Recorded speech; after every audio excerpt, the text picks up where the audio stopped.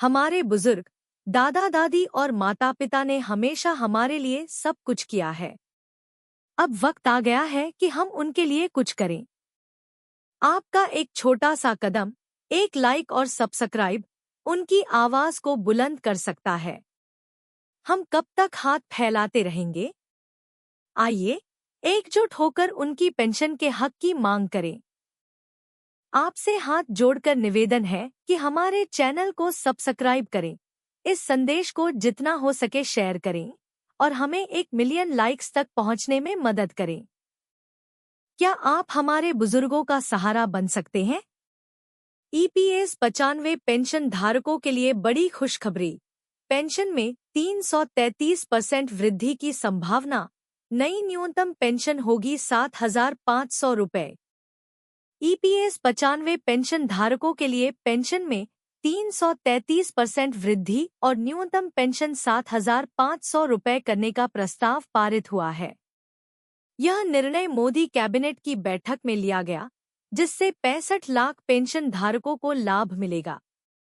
नई Delhi, EPS 95 pension धारकों के लिए एक बड़ी और सकारात्मक खबर सामने आई है। सरकार ने पेंशन बढ़ोतरी के प्रस्ताव पर मुहर लगाते हुए इसे अंतिम चरण में पहुंचा दिया है। मोदी कैबिनेट की बैठक से प्रस्ताव पास हो चुका है और लोकसभा में पेंशन बढ़ोतरी को लेकर अंतिम फैसला लिया गया है। इसके तहत ईपीएस 95 पेंशन धारकों की पेंशन में 333% की बढ़ोतरी की संभावना है, जिससे नई न्यूनतम पेंशन 7,500 रुपए हो सकती है। 333% पेंशन वृद्धि का प्रस्ताव। सुप्रीम कोर्ट के निर्देशों और सरकार की संजीदा पहल के चलते ईपीएस 95 पेंशन योजना में बड़े बदलाव की तैयारी है। पेंशन की गणना अब अंतिम वेतन के आधार पर की जा सकती है, जिससे कर्मचारियों की पेंशन में 333% तक की वृद्धि संभव है।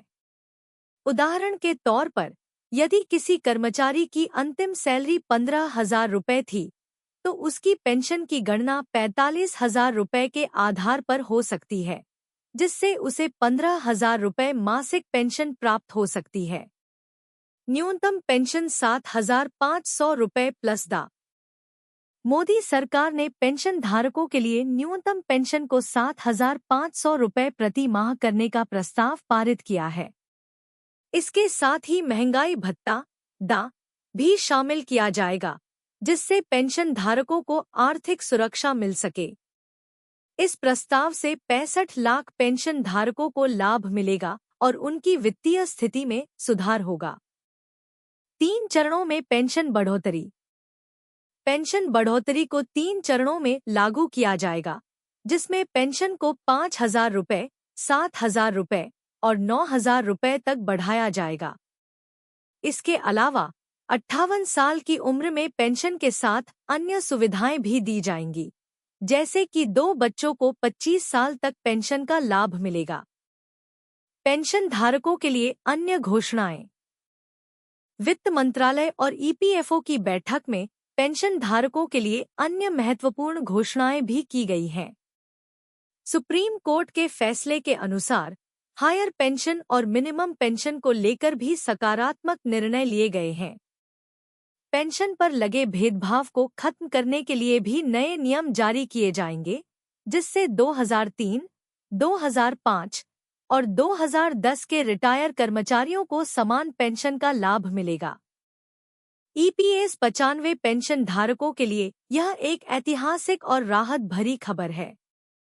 पेंशन में 333% की वृद्धि और नई न्यूनतम पेंशन 7,500 रुपये से पेंशन धारकों की वित्तीय स्थिति में उल्लेखनीय सुधार होगा। यह निर्णय पेंशन धारकों के जीवन स्तर को बेहतर बनाने के लिए एक महत्वपूर्ण कदम साबित होगा। सरकार की इस पहल से पेंशन धारकों के बीच खुशी की लहर दौड़ गई है और उन्हें एक सुरक्षित भविष्य की उम्मीद जगी है। केंद्रीय कर्मचारियों के लिए बड़ी अपडेट। 50% पेंशन देने का है प्लान, नई पेंशन होगी बंद। नरेंद्र मोदी सरकार के नए कार्यकाल में केंद्रीय कर्मचारियों को एक बड़ा तोहफा मिल सकता है। सरकार राष्ट्रीय पेंशन प्रणाली (एनपीएस) के तहत केंद्र सरकार नरेंद्र मोदी सरकार के नए कार्यकाल में केंद्रीय कर्मचारियों को एक बड़ा तोहफा मिल सकता है। सरकार राष्ट्रीय पेंशन प्रणाली (एनपीएस) के तहत केंद्र सरकार के कर्मचारियों के पेंशन लाभ में बड़ी वृद्धि करने की योजना बना रही है।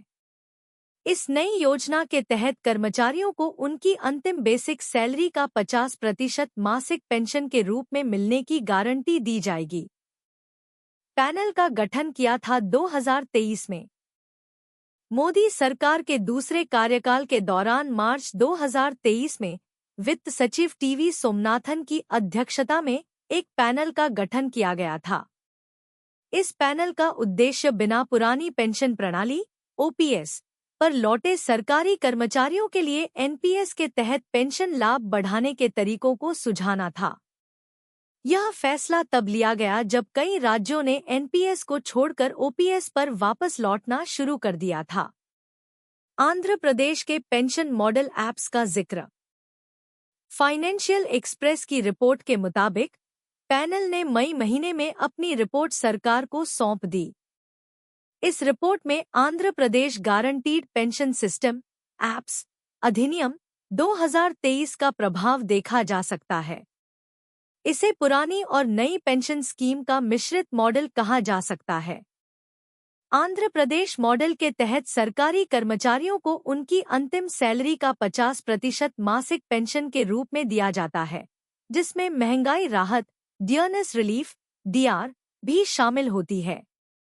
मृत कर्मचारी के पति या पत्नी को गारंटी राशि का 60% मासिक पेंशन की गारंटी भी दी जाती है।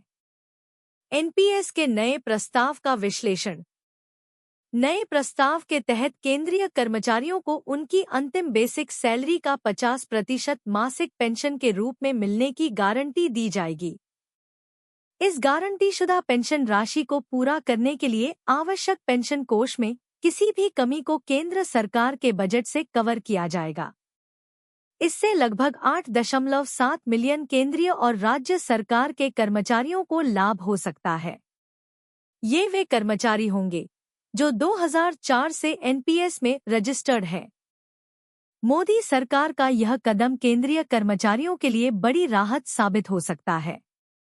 एनपीएस के तहत पेंशन में वृद्धि से कर्मचारियों की आर्थिक सुरक्षा बढ़ेगी और उन्हें भविष्य में अधिक स्थिरता मिलेगी। आंध्र प्रदेश मॉडल के आधार पर विकसित इस नई पेंशन योजना से कर्मचारियों को पुरानी पेंशन प्रणाली के लाभ मिलेंगे।